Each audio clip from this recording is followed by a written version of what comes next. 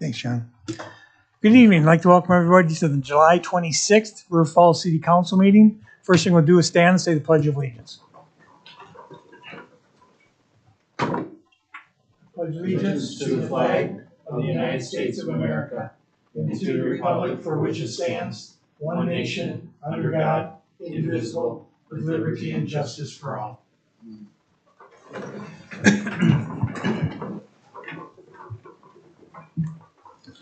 Okay, Christie, cover roll call, please. Bierstead. Here. Bjork. Here. Carroll. Here. Downey. Here. Morset. Here. Miller. Here. Odie. Here. Okay, next we have approval of the minutes from the July 12th, the regular council meeting and the workshop minutes. I move approval. Second. First and second, questions or comments? All in favor? Aye. Opposed? Next we have approval of the bills with Mr. Bjork. I would like to ask the council to approve the bills of $750,271.29 with the comptroller approving. Second. First and second on the bills, all in favor? Aye. Opposed? Okay, next move on to public comments. If there's anybody in the audience has something they'd like to say, now would be the time. If you want to come on up.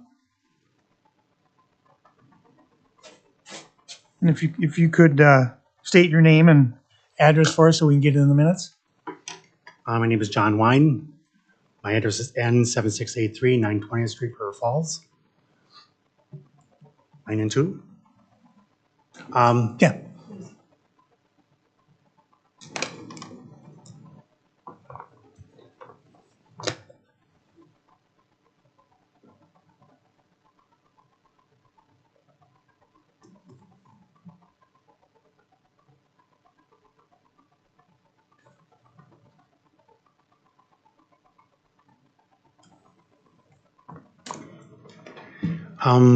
Just a question. I wonder if anybody's heard about the proposed racetrack for the town of River Falls. Well, normally we just listen to your comments to us. Okay. Yep. That's what I was wondering. There was a meeting last Wednesday at the Universal Church out on Highway 65. He said at the meeting that the town, City of River Falls, had been approached and it was on board with the whole thing already. We're just wondering if anybody else has heard about that proposition. Well, they've talked to us and we told them, go talk to the citizens, talk to them first. We have no stake in the game. They bring no plans to us. They bring no options or anything to us. So we really have no opinion on it because we haven't seen anything about it. Kind of surprised because some of the landlords have been approached about selling the land already. I'm sorry, what? Some of the landowners have been approached about selling land already. From them? Yes, from the developer. Okay. And he said at the meeting, there was like 75 people at the meeting last Wednesday. And he said the DNR had been approached and approved it already. The city has, they're on board. No. So I'm just making everyone aware that what's going on just your rumors, part. just bad rumors and misinformation. Okay. Okay. We just want to make sure that you guys know that it's something that's out there. Oh, yeah. That's all. I just want to make sure that, because the town board person couldn't be here tonight, so. Okay, thanks. Yep, thanks. Mr. Mayor, I have a public comment. Yep. Just a question for Mr. Simpson. From my understanding to his question, no applications have been submitted to the city for this project, correct? No. That's what I thought. Thank you. Okay, is there anybody else in the audience has anything like to say? Come on up.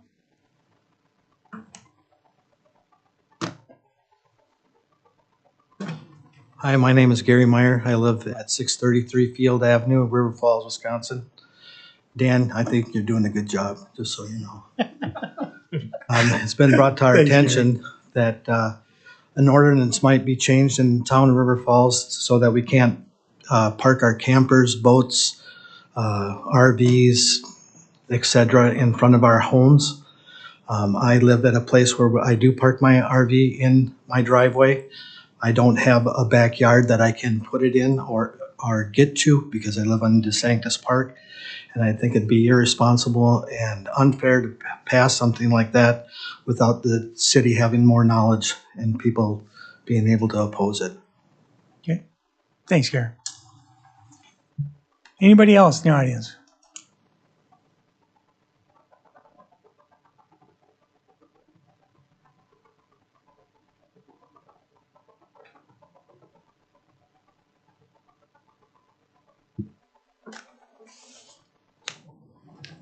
Okay, we'll move on to the audit results. We got a presentation by Sheann Hediger. I hope I said that right. If she can hear That us. was correct. There she is. Yes, that was correct. Thank you. And Sheann's from Baker Tilly. All right. Share my screen here.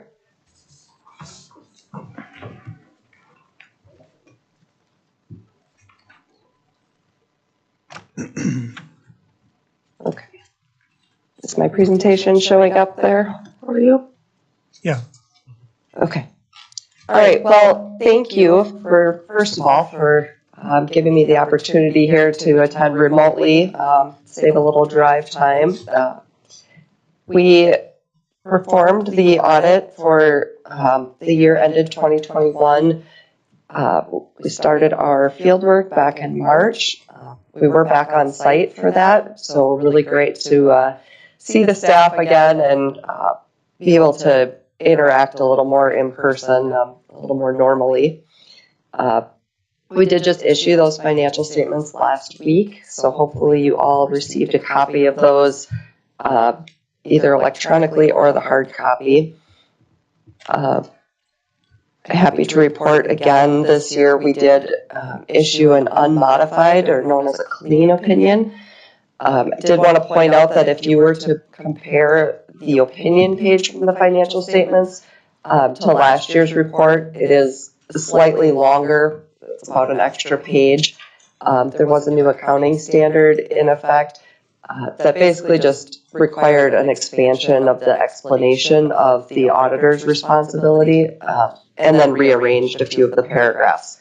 Essentially all the same information and same conclusion on there, but just wanted to point out that that does look a little bit different this year. So I put together the PowerPoint here really to just summarize some of the key points from the financial statements for 2021. Starting out here with the details of the general fund balance. This is one of the most important metrics within your financial statements. It's kind of the health of the general fund. At River Falls, the ending fund balance can be broken into these two categories of non-spendable and unassigned. The non-spendable are those funds that are in a form that cannot be spent because they're either not spendable or there's something that requires them to maintain intact. About 56,000 of that balance is inventory or is prepaid expenditures, so money that's already gone out the door, so it is not spendable at this point, but not to be used until 2022. The remaining portion, or most of that, almost 6.6 million, is advances to the TIFs. This balance did increase about 1.9 million from 2020 due to the new TIFs, numbers 15, 16, and 18, and new advances that were made to those. Eventually those get paid back from the TIFs as they start to generate more income. The unassigned balance then is your residual positive fund balance. This is that unrestricted, undesignated, available for operating expenditures of the city. Overall, that general fund balance did increase about 611,000 from last year, which we'll see the details of on the next slide. But my last comment I wanted to make here is that looking at that unassigned fund balance, GFOA recommends having at least a minimum of 2 months of expenditures in that balance, just to have those funds available for paying out expenses if the revenues are not coming in timely. At the end of 2021, River Falls did have 56% of expenditures in that unassigned fund balance, so almost half the year, so exceeding that 2 month minimum. So that is a sign of a healthy fund balance as well. Looking then at the revenues and expenditures, put together here by the major sources of revenues and expenditures comparing 2021 to 2020. Overall revenues stayed fairly stable. Some changes between the categories, mainly your intergovernmental revenue was down, but in 2020 there was that one-time routes to recovery money, the stimulus money, and to note that you did receive another large amount of money in 2021 for the fiscal recovery funds. However, until those are expended, they cannot be recognized as revenue. So that's not reflected in the 2021 revenue numbers. Also, investment income there is down from last year. We all are aware the market performance was down 2021. And also there was a larger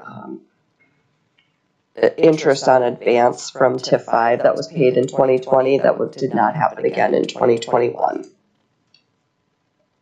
Go down to the expenditures there. There was an increase overall in expenditures, close to $1 million in 2021 compared to 2020.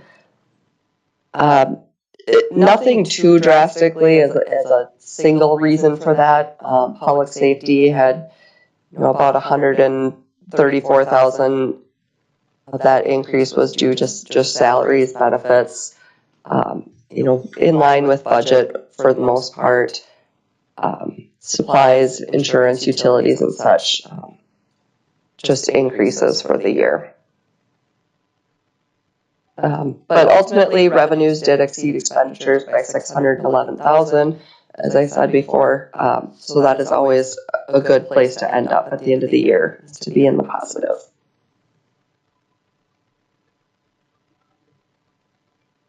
Looking at a few different metrics here of the major utilities, the electric, water, and sewer. Across the row there, the net operating income, all three utilities rates were adequate for covering operating expenses. So that's a good, healthy line to look at. Additionally, cash flow from operations, again, all strong positive numbers there. Generated enough cash to cover the operations, and leaving some residual there for things such as any capital purchases that may need to be made or interest payments to be made on debt. For the electric and water utilities, since those are regulated by the PSC of Wisconsin, we displayed here what the rate of returns were for electric, 2.6%, and water, 8.42%. So again, both of those being positive numbers, it is a good sign. Moving then to the ability to meet current obligations, showing here that unrestricted cash and investments, and the months of that unrestricted cash. So this is comparing the operating expenses above to those unrestricted cash amounts. Minimum, you'd want to have about 3 months in reserves. So electric is right there on that kind of minimum balance, but doing fine. Water, sewer both have good, healthy cash balances in comparison to the annual expenses. And then the last section there compares the capital assets net compared to the invested in capital assets net of debt. So it's comparing how much of your capital assets are currently financed through earnings. This displays that there's a relatively low level of debt to finance the capital assets, the plant within those utilities right now.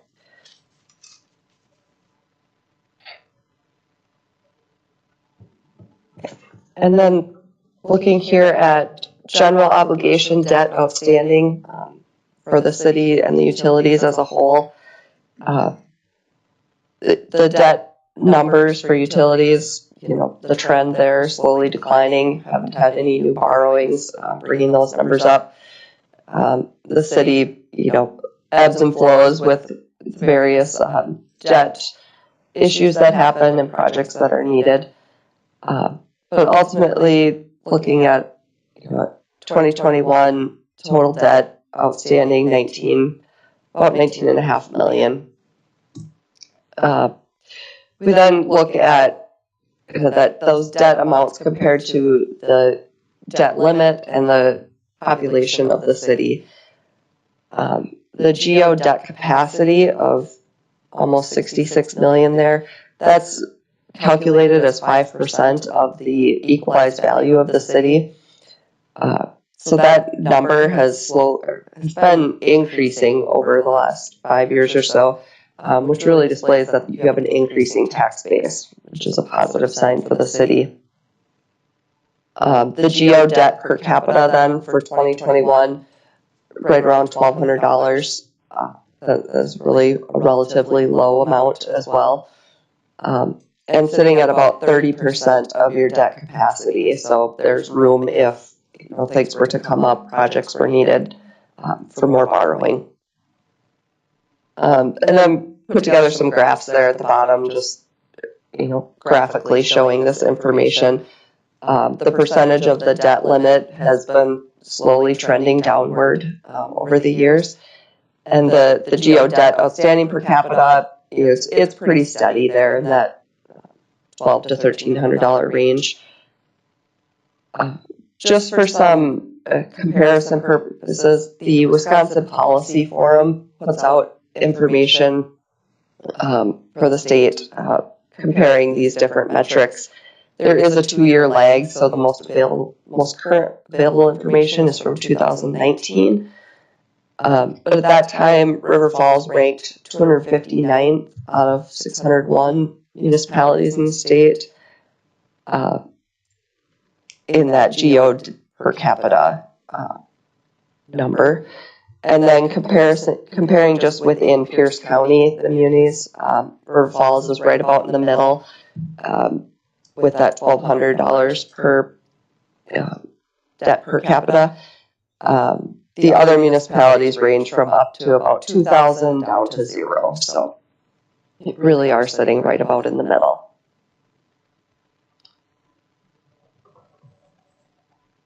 Okay. In addition to the financial statements, we've also issued another report, the Reporting and Insights letter.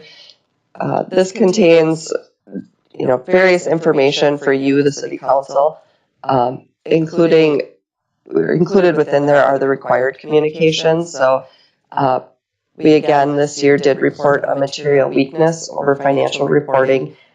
This has been common for several years and very common within municipalities of your size, just not having the resources to prepare your own financial statements. So we do have to report that we prepare those on behalf of the city. As for new standards this year, GASB 89 was implemented. It pertained to capitalizing interest during the construction period of projects. It's one of the few GASB standards that actually reduced the amount of work needed for the accountants and for us. It really didn't have an impact on the numbers for 2021, but just be aware that was implemented. Always have to report we had no difficulties or disagreements with management, no outside consultations or anything of that sort. There were non-attest services performed, again, similar to what we've done in prior years, financial statement preparation and the journal entries that were proposed during the audit. For the two-way communications, these are the last couple pages of that report. It details, again, our responsibility under the auditing standards, which is to opine on the financial statements that they are free from material misstatement. Also gives the audit scope and timing for next year's audit, and encourages you to reach out to us on your views or any information that you might find relevant to the audit. We are open to discussion at any point. It doesn't have to fall only in the audit period. And then the final bucket there, the informational points, preparing for the lease standards. So that one is, we've been talking about it for years, but it finally is effective for 2022. It's also referred to as GASB 87. So we are available if help is needed with implementing that. Otherwise, just be aware that that's coming and that will require some additional work and some changes to the financial statements for next year.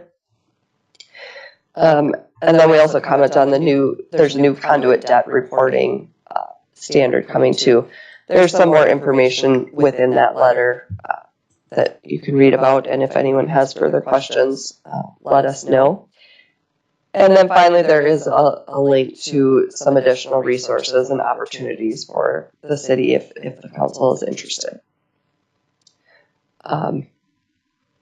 With that, I'll put up contact information for myself. I'm, again, Sheann Hediger. I was the senior manager on the audit engagement. And Kim Schultz is the partner listed there and her information. If there are any questions, I'd be happy to try to answer those. Okay, anybody have questions? Sheann, I have a question. This is Alderman Bjork. Just, do you have any, did you see any, were you surprised at anything changing or not changing, that it was like, wow, it's a year and this didn't change or this did change? What was any surprises that maybe you saw? I don't know that we came across any surprises. We read all of the council minutes, have discussions with people within the city. We're aware of some turnover that has happened. I guess that was surprising from a client relations standpoint, but everybody that we've worked with has been great, and I guess nothing that sticks out to me at this point. Okay, very good. Thank you. Anybody else have anything? Okay, thanks, Shannon. I appreciate it. Thank you. Okay, next move on to the consent agenda. First is acknowledgement of the following minutes. We have the Historic Preservation Commission from 6/8, the Police and Fire Commission from 4/13, Utility Advisory Board from 6/20, the West Central Wisconsin Biosolids Facility from 6/16 and 6/30, the Business Improvement District from 6/14, and the Park and Recreation Advisory Board from 6/15. And we have a resolution approving the city's the city's insurance renewal with Travelers. We have a resolution approving the 2021 audit results. Does anybody want to pull anything? Otherwise, I'll take a motion on this. Mr. Mayor, I make a motion we approve the consent agenda 3A through F, 4 and 5. Second. First and second, any comments or questions? All in favor? Aye. Opposed? Okay, next on to ordinances and resolutions. First is a resolution approving this specific implementation plan for Lake George Lofts. And I'll take a motion on this. In our packet, these are joined together. Are we going to take these separately, I assume? I assume you want to do them separately. Yep, I'm seeing shaking heads. Mr. Mayor, I make a motion we approve the planned unit development specific implementation plan for Lake George Lofts. Second. First and second, questions? All in favor? Aye. Opposed? The next one would be a resolution approving the development agreement for the Lake George Lofts.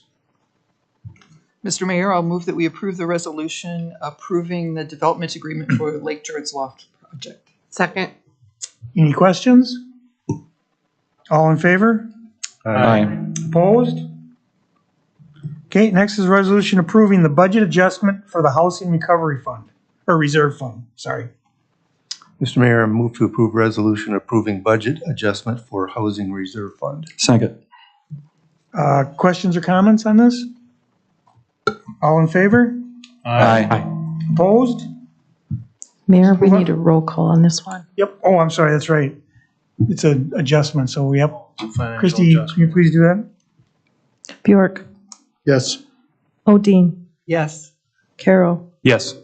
Miller, Yes. Morset, Yes. Downing, Yes. Bierstadt. Yes. Thank you. Thanks, Christie. Okay, next move on to Comptroller's Report. The Comptroller's Report for June 2022. General fund revenues through the end of June were $5,404,812, or 46% of total budgeted revenues for the year. Revenues in June included $36,023 for miscellaneous payments, $19,145 in building permit fees, and $28,519 in public works charges. Year-to-date expenditures through the end of June were $5,372,109, or 46% of total budgeted expenditures for the year. And as of June 30th, 2022, revenues in excess of expenditures were $32,703. Thanks, Diane. Okay, next move on to Administrator's Report. If anybody has any questions for Scott?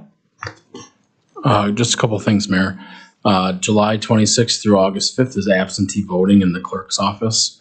The August 9th partisan primary election polls will be open 7 a.m. to 8 p.m.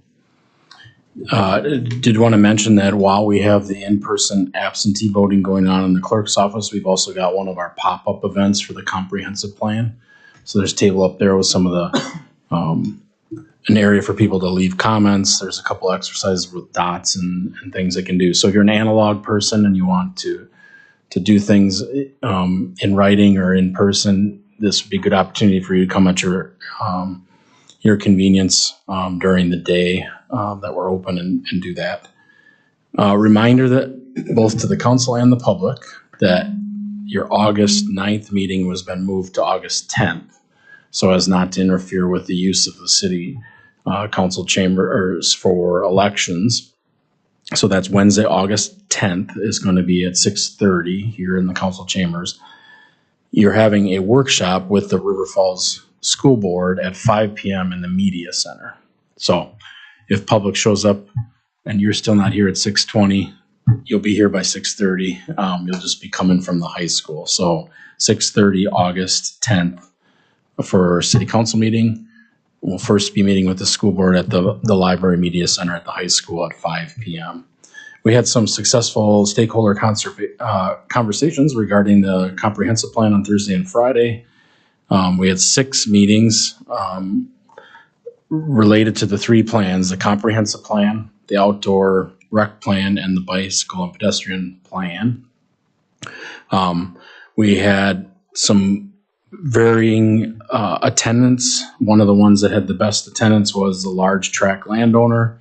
So we included many of the community's the city's neighbors out in surrounding towns, and that was very well received by the attendees to get an update on what was going on and also give their opinions about the direction for some of the future land use planning. So we'll continue to build our lists for those that are interested in us keeping in touch with them. So I'd invite people to continue to participate in that process as it goes by. I will mention if the council, I will mention that the Kinnick Development Group has reached out to the city staff. We talked about this earlier in the meeting, and they've got a proposal for a private road course. Staff does have pre-development meetings with people. We meet with all kinds of developers with all kinds of ideas in their feasibility stages. Then they determine how they want to proceed, and a lot of times that requires land acquisition and assemblage and other things that they have to do as far as financing. And then that typically the developer will say, well, what do you think? At this stage, we say there'll be people opposed and people that will be in favor of. Here's some of the things, the hurdles that you'll have to accommodate. But staff doesn't consider itself the gatekeepers of all proposals. So at this point, we have not received anything other than a prospective map that I think is available in the public. There's no request for annexation. We don't have any kind of plans where city staff could even give an educated response to the challenges of development of that magnitude. So I understand there was a meeting just to clarify, that is not a city meeting. It's not part of the process for us in determining that. And so the Plan Commission, and as you know, the City Council hasn't received any documents or anything to look at to review. So this project's still in concept stage. The developer has indicated, I think in public, that he's planning to do some kind of public informational meeting. That's something that staff encourages developers to do on large projects. There again, it's not a city meeting. It's not staffed by city staff. That's a meeting for the developer to take their concept to the community and get feedback. So if the project were to go past the feasibility stage, then they've got all kinds of work to do to submit formal plans and the whole process of development, including potentially annexation. So I'm only going to speak for city staff and for us, not for what the developer said or didn't said, but I'd just suggest to people that they be thoughtful in their analysis of what somebody says somebody else said, that somebody else said at some meeting that somebody else was at. So that seems to be the way things are going these days, and I would just be thoughtful about looking for some facts and trying to understand where things are at. But it is a fact that there is a development group that's working on a proposal, and certainly the city is respectful of the community, the developer, private landowners that have interests in these development proposals. But until the council tells us differently, we don't consider ourselves the gatekeepers to tell people they cannot go further with looking at ideas. So that's kind of where that project is at.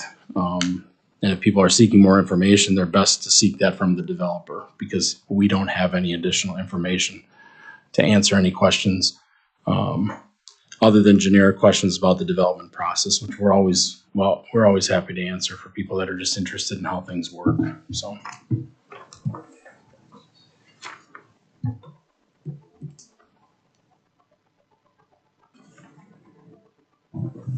Okay. Anybody else have anything for Scott? Okay. Next, I'd like to make some appointments. I'd like to appoint Tiffany Alexander to the library board through July of 2025. I'd like to appoint Lorraine Davis to the library board through July of 2025.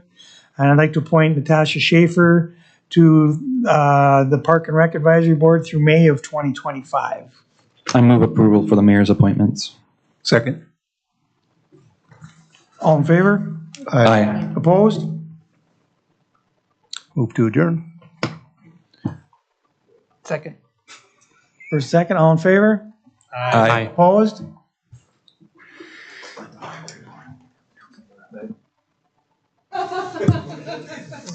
You didn't.